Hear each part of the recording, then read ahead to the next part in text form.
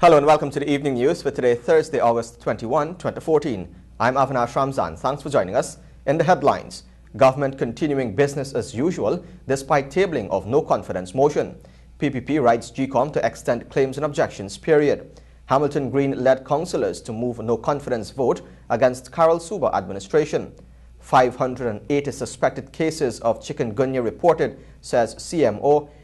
New ERC members to be sworn in soon, and CTO 2014 SOTIC conference heads to USVI. Now for the news in detail. We start off by telling you that it's business as usual for the government of Ghana, despite the tabling of a no-confidence motion that could lead to a snap elections by 2015. Cabinet Secretary Dr. Roger Luncheon says that government has not discussed the no-confidence motion tabled in the legislature by the Alliance for Change. Well, what could I say?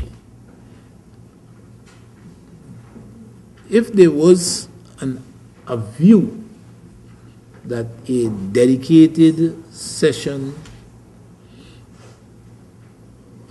discussing the no objection was the no confidence was necessary, was appropriate, I'd have to disappoint you by advising that that hasn't happened.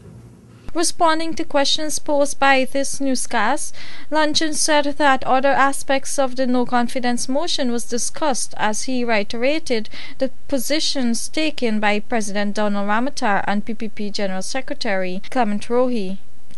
What has happened is Cabinet reminded itself of various aspects of this no confidence motion issue, but did not entertain an opportunity for a dedicated discussion to take place on the no confidence motion itself.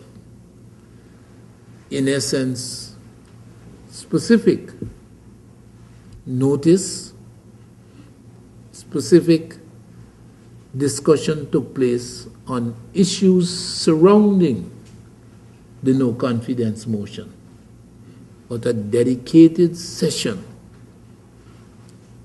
on the no confidence motion itself, Cabinet did not avail itself of that opportunity. Last week, Luncheon said Cabinet was likely to have a formal discussion on the motion this week. His posture at the press conference suggested that it was business as usual until the motion reaches the floor of the Parliament and the consequences follow. While the government posture suggests that it is not worried about the motion tabled, the ruling People's Progressive Party Civic has written through the Ghana Elections Commission calling for an extension to the claims and objections period. Let's find out more in this report. The People's Progressive Party has officially written the Ghana Elections Commission GCOM requesting that the period assigned for claims, that is August 4 to 24, be extended by 7 days. The PPP said in a statement that it is convinced that an extension at this critical time is necessary to ensure most, if not all, eligible Guyanese are on the list and not disenfranchised whenever elections are called. The party said that it has received valuable information from extensive fieldwork countrywide, which prove there are many persons who are still to effect transfer of their particulars from one list to another, especially in new housing schemes. Earlier, the PPP had made representation for over 8,000 persons who were still to take transfers at the end of the last continuous registration period. The PPP said that its groundwork has shown that there is still a significant amount of persons who are still to do so, with the claims and objections period concluding on Sunday, August 24. The PPP called on all major stakeholders to support its call for an extension so that every eligible Guyanese can get on the list, paving the way for transparent, free and fair elections. Earlier this week, the PPP had called on all Guyanese to expose any type of discrepancies that may surface during the current claims and objections period in order to ensure that there is a clean, accurate and credible voters list. In this report now you hear that the government is ready for any snap elections as it reiterated its concerns about GCOM. Cabinet Secretary Dr. Roger Luncheon at its weekly press conference earlier today said that government continues its highly focused weekly review of the electoral body, especially its preparedness for elections. Cabinet reasoned that the ongoing activities by GCOM and extending to the stakeholders involved in the elections was obviously targeting general and regional elections. General and regional elections. Government noted too the claims and objections period that was instituted by GCOM after the completion of the 6th cycle of continuous registration. He noted too that government is also concerned about the preliminary list of electors circulated by the electoral body. Where the list was concerned, the earnest desire of Cabinet was to ensure a clean list. Luncheon said that government has deep concerns over the claims and objections period, noting that the time allotted is inadequate and unsuitable for the tasks, particularly with the load on the number of transfers that reportedly have to be made in the context of population shift. The claims and objection period comes to an end on Monday. For the Evening News, Alexis Rodney. Shania Singh now reports that the political councillors attached to the Georgetown City Council have announced their intention to move a vote of no confidence against the acting town clerk, Carol Suba. The move by the city councillors to table a no-confidence motion against acting town clerk Carol Suba was expected given the deteriorating relations among them. The announcement was made yesterday by former Mayor Randall Jordan at a press conference called to voice concerns about the town clerk's actions. The Mayor and City Council, therefore, at its meeting on Monday, will move a no-confidence motion in Ms. Carol Suba, who is carrying out the functions of the acting town clerk of the city of Georgetown, and the motion of concern in the treasurer of the city of Georgetown. And I want to make that quite clear that this could be the last straw that broke the camel's back. Meanwhile, Deputy Mayor Patricia Chase Green continued her attack on Suba as she reiterated her stance that the council is unwilling to work with an unqualified town clerk. In light of this announcement, another showdown is looming on Monday when the council will meet to host its statutory meeting. The council has already made a formal report to Crime Chief Leslie James after it is alleged that Suba and local government minister granted tax exemptions to a business without requisite approval from the council. Shania Singh for the Evening News. Meanwhile, acting town clerk Carol Suba, who is being dubbed the fighter, says that she is not intimidated by a threat made by the Hamilton Green-led group of councillors to table a motion of no confidence against her. Let's take a look. Acting Town Clerk Carol Suba today rubbished accusations made by Mayor Hamilton Green and his councillors about her performances in recent decisions. Suba said that the threat to table and pass a no-confidence motion against her is just another ploy being undertaken by the councillors to gain political mileage and block her attempts to root out corruption and reform the city council. If you had been following all the media releases that they have been making, you will recognize that myself and the city treasurer are in the way. Suba has also responded to the allegations made by the councillors, who said that they are in a state of desperation given their failure both at the council and in the courts to oust her thus far. I think it's a strategy they were using, wasting the time, bringing motions, and I think it's intended to wear me down. All the different scenarios with the different motions and the abuses, the threats to my life and to that of my family, it's intended to wear me down that I would remove from here to allow all the illegal things to continue and also to deplete the monies. You see, the money used to be diverted. Suba has already made it clear that she will not demit office without a fight and will continue to ensure that all operations of the council are done in an accountable and transparent manner. Shania Singh for the Evening News. Cabinet on Tuesday gave its no objection to more than $412 million in contracts which were approved by the tender board. Bagatsville residents in Region 3 will now benefit from a new sluice to the tune of $48.6 million, while residents of Lagrange, West Bank, Demerara will also benefit from the construction of a sluice to the tune of $57.8 million. Additionally, a contract totaling $61.5 million, which has received Cabinet's no objection, will see the provision of floor care and janitorial services for the Georgetown Public Hospital becoming a reality. Another contract for the provision and supply of pediatric antiretroviral drugs for the National AIDS Program Secretariat to the tune of $91,721 was also given the go-ahead. Meanwhile, residents of Region 6 will also benefit from repairs to damages to the sections of the East Berbice Road, as a contract to the tune of $36 million was also supported by the Cabinet. Sea defense work at Cane Garden, Leg 1, is now possible after the Cabinet approved $43.8 million.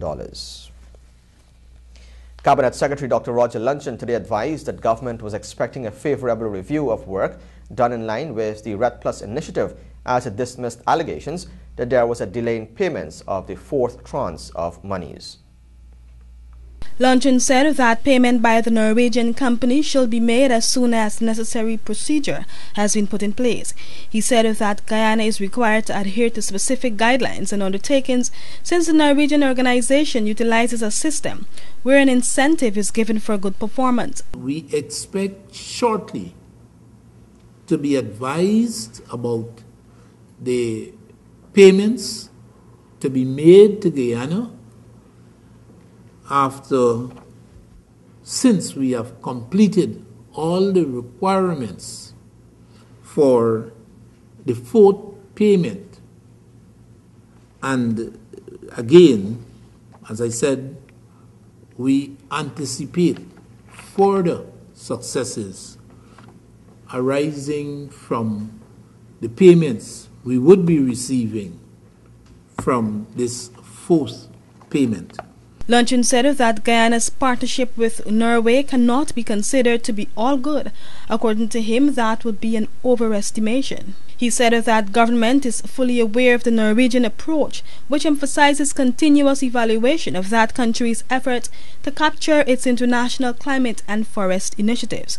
That initiative, he said, is under continuous review and reporting to the Norwegian government. The Guyana-Norway agreement was inked in November 2009, where Norway agreed to provide Guyana with up to $250 million by 2015 in performance-based payments for avoided deforestation in support of Guyana's low-carbon development strategy. For the Evening News, Alexis Rodney. If you have a news tip or news story you would like our news team to follow, message us or WhatsApp telephone numbers 680-9630 or 600-3117. You can also call the office and telephone numbers 231-0382, 226-2102, 223-7230 or 223-7231. Stay tuned. More news ahead. This is the Evening News.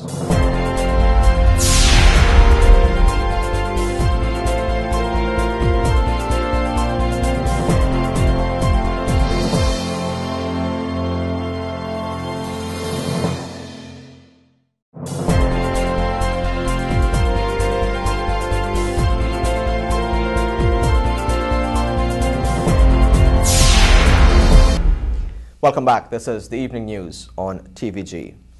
Head of the Presidential Secretariat, Dr. Roger Luncheon, today said that the Office of the President is making arrangements for the swearing-in of the persons selected to sit as members of the Guyana Ethnic Relations Commission. Well, I equally am unsure. I know for sure one thing, that the swearing-in is currently being planned because all of its members, as you would recall, have been identified by the appropriate mechanisms in Parliament. And that appropriate mechanism has brought to the President's attention its outcome. So the President has now a constitutional obligation to swear in the members of the ERC, and I believe here I'm a little bit on uncertain ground, and I believe that the members meet and select a chairperson. That was head of the Presidential Secretariat, Dr. Roger Luncheon, as he provided media operatives with an update as to the status quo of the appointment of new commissioners to the Ghana Ethnic Relations Commission. Luncheon, when questioned by this newscast, could not say how soon the planning for the swearing-in would take. He confirmed that all of the commission's members have been duly notified, and once the swearing-in is out of the way, they will elect the new chairman of the constitutional body. I'm afraid I wouldn't be able to say that. A lot of it depends on the President's diary. With snap elections looming, it is absolutely necessary for a functioning ERC to be in place to deal with any dispute or concerns which may arise before, during, or after these elections. Also, there is a lot of work to be done at the Commission that requires the development of policies and analyses by the new commissioners. Current Minister within the Ministry of Finance, Bishop Juan Edgil, served as the last chairman of the ERC before taking up active politics on behalf of the People's Progressive Party Civic Administration. In the courts, a 49-year-old carpenter of Lot 41 North Sophia was today placed on $75,000 bail after pleading not guilty to a larceny charge. Clifton Dowling appeared at the Georgetown Magistrates Court before Magistrate Fabia Azor after it was alleged that on August 18 at Ganji Street, Prashad Nagar, he stole two 2070-plate engines, the property of Michael Gaskin. Police prosecutor Aduni Innes objected to bail on the grounds that Dowling was charged and convicted for a similar offence. Dowling was placed on $75,000 bail and is scheduled to return to court on October 1 to face the Chief Magistrate. In this report, we'll hear now that national consultations have begun on the drafted standards for the transportation of petroleum and byproducts. More in this report. The Guyana National Bureau of Standards, in collaboration with the Guyana Energy Agency, is conducting countrywide public consultations on draft standards on the transportation of petroleum and its products. The standards focus on the requirements for transportation of petroleum by road tanker wagons and bulk transportation carriers. The first consultation was held today at the Regency Hotel. According to Director of the Bureau of Standards, Ivatni Innes, these consultation sessions are very important since they allow stakeholders to give an input. This is a very important standard, and we want your inputs. I know if I were to ask for a show of hands whether we think that such a standard is necessary, I should see all hands going up, because we want to keep our citizens safe. And standards are developed, that's one of the reasons, to promote the health and safety of our citizens. And whenever such standards are developed, usually they are made mandatory because they govern the health and safety of our population, our consumers, etc. Director of GEA Mahendra Sharma said that this session is more focused on consumers. This is about the preservation of life, the preservation of health, the preservation of safety in the tasks that we do. The truck and the fuel are just a means to something greater, to earn an income, to ensure that your family is taken care of. And we want to ensure that you are equipped and you are aware of what is needed to ensure that the persons you employ, whether it's yourselves or family or whatever it is, they are doing their tasks and their jobs in a safe manner to prevent harm to themselves or to the persons around them or to the communities or the environment in which they operate. The consultation was attended by owners of road tanker wagons, fuel companies, gas station operators, among others. The standards were drafted earlier this year, and a series of consultations will conclude on October 17. If you have a news tip or a news story you'd like our news team to follow, message us or WhatsApp telephone numbers 680-9630 or 600-3117. You can also visit our office or call 231-0382, 226-2102, 223-7230 or 223-7231.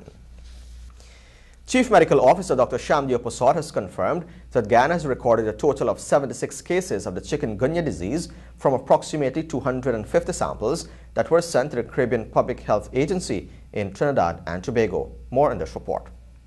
The disease is not associated with high fatality, as overall there have only been 3 chikungunya-related deaths recorded in the Caribbean. Chief Medical Officer Dr. Shamdeo Prasad said, based on reports coming from health facilities across the country, there are 580 suspected cases. However, there may be milder forms of the disease in some areas. Some of the samples sent to CARPHA are still being tested. The situation in Guyana in terms of the disease is not much different from CARICOM jurisdictions. There are currently 921 confirmed cases in the entire region. However, in some countries, the number of cases is not as high as others. While the prevalence of chikungunya has been more pronounced in regions 6 and 5, and to some extent region 4, there have been 3 reported cases in region 10, but are associated with traveling, not active transmission. Chikungunya is a mosquito-borne disease transmitted by the Aedes aegypti mosquito, which is also known to spread viruses such as dengue and yellow fever. Dr. Prasad explained that the Aedes aegypti mosquito is commonly found in many homes. Water collected in containers, old tires, and other vessels provide the perfect breeding ground for these mosquitoes. Svetlana Marshall reporting for the Evening News.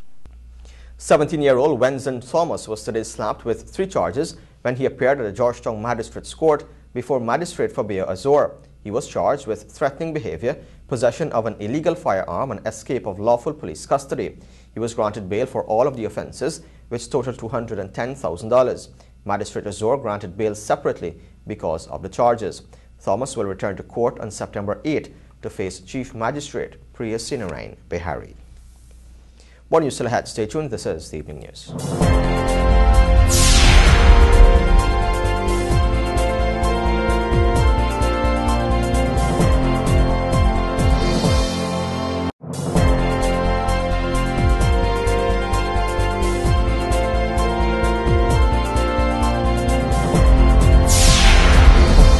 This is the Evening News. Welcome back. Fly Jamaica aims to service a major South American city with the acquisition of its new aircraft. The route expansion will allow the airline to maintain a higher passenger count without having to hunt to fill seats, servicing competitive U.S. cities, according to Paul Ronald Reese. The airline's chief executive officer said that the move would attract Latin tourists traveling into Montego Bay. There are millions in that city who want to travel, he said, while officially declining to release the name of the South American city for competitive concerns. Negotiations are still underway, but the company already flew to that city and held discussions with the Inter-American Development Bank, the IDB, regulators and tour operators which service that territory. The Caribbean Tourism Organization will this year host its annual State of the Industry Conference in the United States Virgin Islands. Alexis Rodney reports. Most of the responsibility for using the information that we provide lies on the shoulders of all of us. Because as long as we accept that tourism is everybody's business, we have to accept that it is the responsibility of every citizen of the Caribbean who is involved in his or her business to take responsibility for moving the needle, for making sure that we don't just give you the information, you nod your head and then go away, but that you do something about it. That was Secretary General of the Caribbean Tourism Organization, Hugh Riley, speaking with media operatives earlier today. He said that the annual event is the leading tourism conference in the Caribbean, which will see the participation of international speakers who will address some of the major challenges faced by countries in the tourism sector. The conference, with the theme Realizing the Vision, positioning Caribbean tourism for major change, will this year see the participation of over 30 countries within the region. This year's event, this year's CTO State of the Industry Conference, is being held in St. Thomas, in the U.S. Virgin Islands, from September 17th to 19th. And the theme of this year's conference is Realizing the Vision, Positioning Caribbean Tourism for Major Change. Now, under that theme, there are several different sessions that deal with issues relating to the theme and, of course, relating more broadly to Caribbean tourism. So we've invited speakers from throughout the region and throughout the world to speak on these issues and to field questions from our audiences. Secretary General said that the conference, since its inception in 1989, has seen tremendous success in changing the tourism industry in the Caribbean. He noted that while the challenges continue to form part of the daily activities of the organization, the conference seeks to bring together persons who understand those challenges and who are capable of ventilating those issues so that the public could understand. The Caribbean Tourism Organization, with headquarters in Barbados and offices in New York and London, is the Caribbean Tourism Development Agency, comprising membership of over 30 countries and territories including Dutch, English, French and Spanish, as well as a myriad of private sector allied members. The CTO's vision is to position the Caribbean as the most sustainable tourism, with one sea, one voice and one Caribbean. For the Evening News, Alexis Rodney. The Guyana Rice Development Board, GRDB, General Manager Jagnarine Singh said moves are afoot to further amend the Rice Factory Act to deal with millers who owe farmers outstanding payments. Speaking at a farmers' meeting at Riverstone Nursery School on the Essequibo Coast on Thursday, Singh said a proposal has been sent to the Agriculture Ministry advocating for alternative penalties to closing down the operation of millers in default. He said closing the mill will not ensure farmers getting paid, and there was need for something stauncher in the form of a piece of legislation enacted to deal with millers. On that note, he said Golden Fleece Rice Investments owes some 108 farmers in excess of $89 million in outstanding payments. Singh said the GRDB, along with the Agriculture Ministry, met with the Bankers Association recently, and negotiations have commenced for financing of the sector. The general manager said the value of paddy a few years back was $8 billion, but today it is in excess of $50 billion. Your regional, international and bread reports are next. Stay tuned.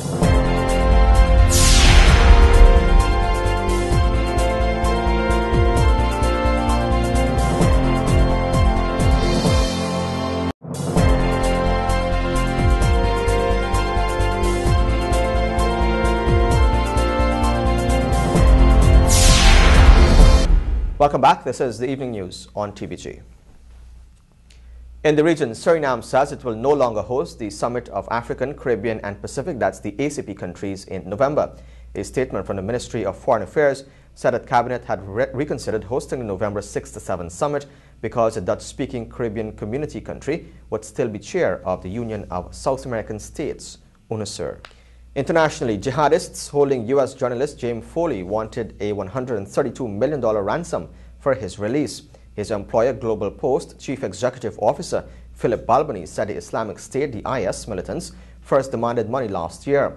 Foley was abducted in November 2012, and a video of his beheading was released by IS earlier this week. In it, they threatened to kill a North American if the U.S. did not stop its airstrikes against the group in northern Iraq. U.S. airstrikes have continued their muscle despite the warning. The U.S. has begun a formal criminal investigation into Foley's death, with Attorney General Eric Holder saying that the U.S. has a long memory and its reach is very wide. In the U.K., police and security forces have appeared in footage of Foley's killing.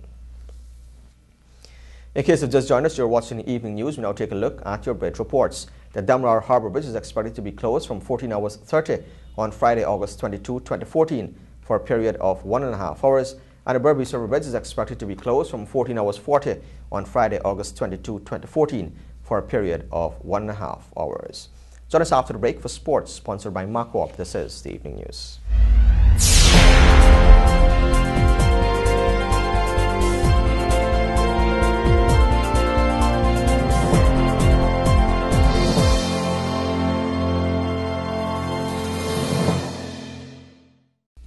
start off with some cricket news. The visiting Bangladeshis are without a win in 2014, and the West Indies would look to keep them that way when the second ODI takes place in Grenada on Friday. Rain is forecast for the second match of the series, which is being led by the West Indies after a brilliant rearguard action by Kieran Pollard and Dinesh Ramdin on Wednesday. Skipper Dwayne Bravo said he's looking for an improvement in all areas after the West Indies slumped to 34 for 5, chasing 218 in the opening game. The Bangladesh captain Mushfiqur Rahim said his team would have to come up with better plans to dismiss the West Indies batsmen and square the series. The first ball is at 9:30, weather permitting. The Guyana Amazon Warriors skipper Dinesh Ramdin and teammate Lendl Simmons have been fined by the Caribbean Premier League for dissent shown in the controversial final with the Barbados Tridents last Saturday in St. Kitts and Nevis. Here are details. According to information reaching this newscast, Ramdin was fined for dissent shown following the dismissal of all-rounder James Neesham in the 13th over of the Amazon Warriors innings. The Neesham dismissal brought a furious reaction from Ramdin at a non-striker's end. Neesham was ruled caught behind off Jason Holder, although video footage appeared to show that the ball had not touched the gloves. The Amazon Warriors skipper slammed his bat and gloves down into the ground immediately at what seemed to be another glaring umpiring decision gone against his team during the game. Earlier in the Tridents innings, Dwayne Smith had survived a very close LBW appeal that television replays clearly showed should have been given out. After the appeal was turned down, Simmons signaled for a review by the third umpire, although the umpiring decision review system was not in place for the CPL tournament. The game, which the Tridents controversially won in the Duckworth-Lewis method, was marred by several questionable umpiring decisions by the Barbados umpire Gregory Braffett. The Tridents' Shoaib Malik was given the benefit of the doubt in a leg-before decision to the first ball he faced from Krishmar Santoki. Television replays showed that the ball would have clearly gone on to hit the stumps. Malik went on to make 55 not out and was later named man of the match. Rugby news. The National Park Rugby Field will be buzzing with activity on Saturday when action in the Guyana Rugby Football Union's 10s tournament continues from 15:30 with a doubleheader. In the opening clash, the University of Guyana Wolves will take on the points leaders, the Pepsi Hornets, while the Guyana Defence Force will tackle Yamaha Caribs. During the last round of competition last Saturday, UG Wolves defeated Yamaha Caribs 42-34, while the Pepsi Hornets whipped the GDF 41-12.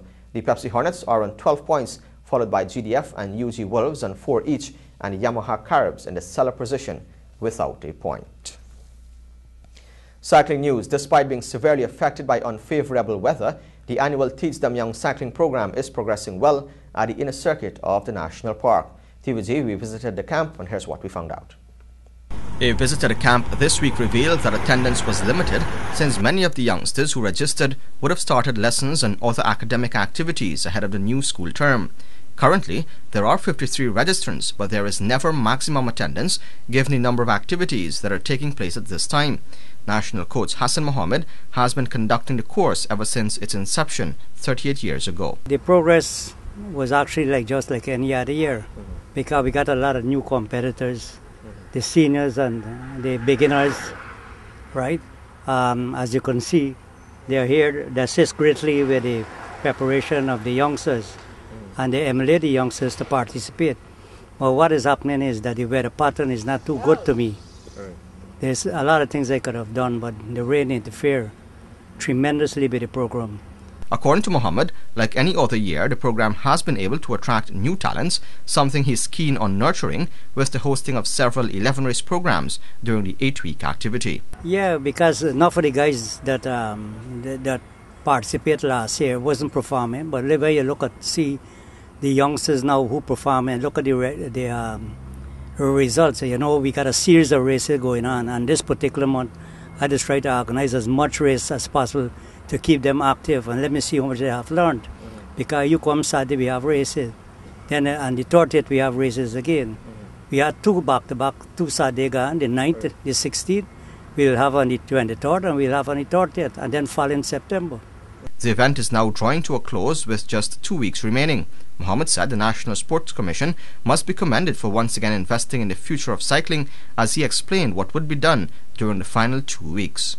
Well, the focus is identify potential riders, right, and also continue what I'm doing. Those who will make it this year, I expect them to do better next year.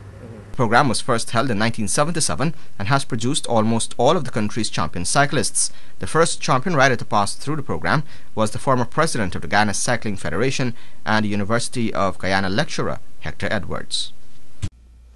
Finally, young male and female cricketers along the East Coast Corridor will convene at the Lusignan Community Centre on Monday at 8:30 when the East Coast Cricket Board launches the 14th edition of the annual Cricket Academy. The activities will be held under the theme Cricket, Professionalism and Healthy Lifestyle and are for children 12 to 16 years old. Over 50 aspiring cricketers drawn from Ogle to Abari are expected to participate in the program. The organizers have also intimated that participants will enjoy interaction with senior and former national cricketers who will grace the forum with their presence. Persons interested in being part of the academy are asked to assemble at 9:30 tomorrow at the Lusignan Community Centre ground for formal registration. And with that, we've come to the end of sport, which is sponsored by Marcorp. That's a wrap as well on the evening news for today, Thursday, August 21, 2014. Of course, you can find these and many more stories in tomorrow's edition of the Guyana Times. And here's an invitation to join us on TVG Channel 28 and on Radio Guyana Inc. 89.3 in Essequibo, 89.5 in Georgetown and Environs, and 89.7 in Berbice and Unicary, Suriname. On behalf of all of us here, I'm Avinash Ramzan. Thanks for watching.